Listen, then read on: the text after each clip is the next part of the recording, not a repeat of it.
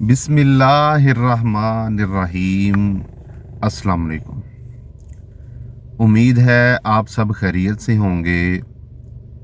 दुआ है कि अल्लाह ताला सब की उम्र में और रिज़्क़ में बरकतें दे और सब के साथ आसानी वाला मामला फरमाए, आमीन। दोस्तों, जो भाई अभी बहरीन में हैं, कहीं काम कर रहे हैं और अपने काम से खुश नहीं हैं या सोचते हैं कि हम लोगों को कोई बेहतर काम मिल सकता है, उनके हाथ में कोई अच्छी स्किल है, प्रोफेशनल स्किल है, या उनके पास कोई ऐसी डिग्री है जिसकी बिहाफ पे वो किसी और जगह काम कर सकते हैं, उनको किसी और जगह जॉब मिल सकती है, लेकिन फिर भी वो कम सैलरी पे लगे हुए हैं। उनके लिए मैं एक मशवरा दूंगा कि आप सबसे पहले कोशिश करें कि आपका जो कॉन्ट्रैक्ट है, कंपनी ज़्यादातर अभी 1 साल का वीज़ा लगाती है, कोई कंपनी 2 साल का लगाती हैं, कोई 6 महीने का भी लगाती हैं। तो आप ये चेक कर सकते हो कि कंपनी जो है वो आपका कितनी देर का वीज़ा लगाती है। मतलब उन्होंने 6 महीने का वीज़ा लगाया है या 1 साल का वीज़ा है या आपका 2 साल का वीज़ा है। अगर आपका 6 महीने का वीज़ा है तो आप कोशिश करें कि जब आपके 3 महीने या 4 महीने गुजर जाते हैं, उसके बाद आप जॉब ढूंढना शुरू कर दें। मतलब आपका वीज़ा 1 साल का है, 6 महीने का है या 2 साल का है। वीज़ा कंपनीज मोस्टली 2 महीने पहले, 2.5 महीने पहले या 1 महीना पहले ऐसे करके करते हैं। मतलब ख़त्म होने से पहले रिन्यू कर दिया जाता है, अगर आप उस कंपनी के साथ कंटिन्यू करना चाहते हैं तो। लेकिन अगर आप कंपनी के साथ कंटिन्यू नहीं करना चाहते या आप कहीं और काम ढूंढना चाहते हैं, तो कोशिश करें कि जब आपका वीज़ा 3 महीने का या 2 महीने का रह जाता है, तब किसी कंपनी के साथ बात करें, आप जॉब ढूंढें और वहाँ से ऑफ़र लेटर लेके पोस्ट ऑफिस के थ्रू 1 महीने के नोटिस के रिज़ाइन के साथ आप लोग अपनी कंपनी के ऑफिस में वो पोस्ट कर दें। आपकी कंपनी के ऑफिस में जब वो रिज़ाइन मिल जाएगा, तो फिर वो साइन करके वो पिंक कार्ड वापस पोस्ट ऑफिस में चला जाएगा और वो बाद में आपको दे देंगे। 1 महीने के बाद वो कंपनी आपकी मोबिलिटी ऑन करेगी, तो आप दूसरी कंपनी में वीज़ा अपना चेंज कर सकते हैं। कोशिश करें कि बिल्कुल नज़दीक जाके, मतलब जब आपका एग्रीमेंट ख़त्म होने वाला है, 2 महीने रह गए हैं, 1 महीना रह गया, 3 महीने रह गए हैं, उस टाइम पे जॉब तलाश करें और जब आपका कॉन्ट्रैक्ट पूरा हो तो आप जो है वो स्विच करके दूसरी कंपनी में चले जाएं। कुछ लोग होते हैं दरमियान में शुरू कर देते हैं, अभी वीज़ा लगा है, 2 महीने हुए हैं, 3 महीने हुए हैं, तो कोशिश करना शुरू कर देते हैं कि हम लोगों ने जाना है। फिर बाद में कहते हैं जी कंपनी ज़्यादती करती है, कंपनी किसी और कंपनी में जाने नहीं देती। तो आप कोशिश करें कि जब आपका वीज़ा रिन्यूअल पे आता है, उससे 2 महीने पहले आप कंपनी को इन्फॉर्म कर दें कि भाई मैं जो है वो दूसरी कंपनी में जाना चाहता हूँ, आपको ऑफ़र लेटर ला दूँगा, आप मेरा वीज़ा रिन्यू नहीं करो।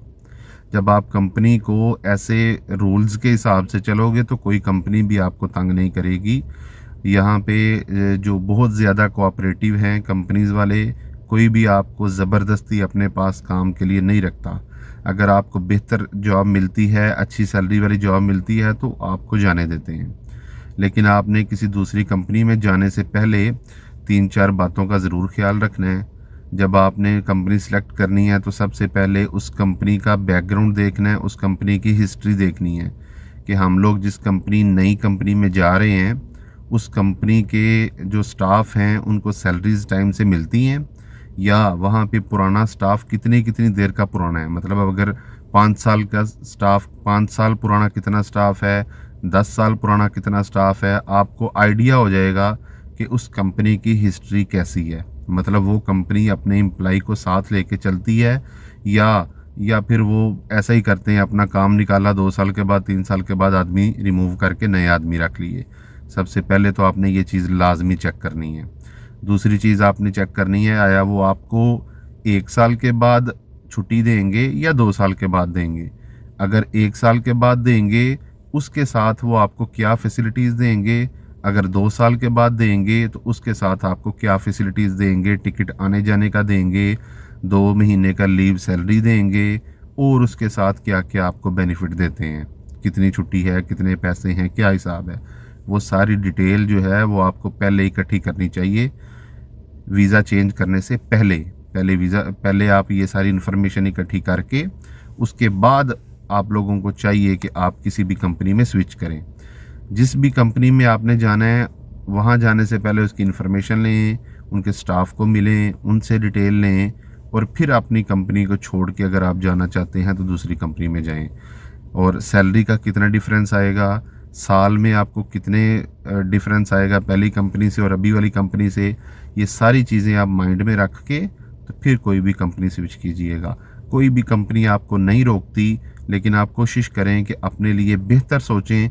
अगर आपको एक कंपनी बेशक सैलरी कम दे रही है, टाइम से सैलरी मिलती है, आपकी ज़रूरियात, आपके खर्चे, आपकी सारी चीज़ें पूरी हो रही हैं, तो ये उन कंपनी से बहुत बेहतर है कि जो 1 महीने की सैलरी बाद 1 महीने के बाद देते हैं, मतलब 2 महीने के बाद एक सैलरी देते हैं, या सैलरी की फ़िक्स डेट नहीं रखते, कभी एक डेट को दे दी, कभी 10 को दे दी, कभी 12 को दे दी, ऐसे जो करते हैं उनसे बेहतर ये है कि आप कोई भी एक कंपनी जिसमें लगे हैं, अगर आपको वो एक फ़िक्स डेट में, मिसाल के तौर पर फर्स्ट डेट से पहले या फर्स्ट से 5 के अंदर आपको सैलरी मिल जाती है, तो मेरे ख्याल से आपको वीज़ा चेंज करने की ज़रूरत नहीं है।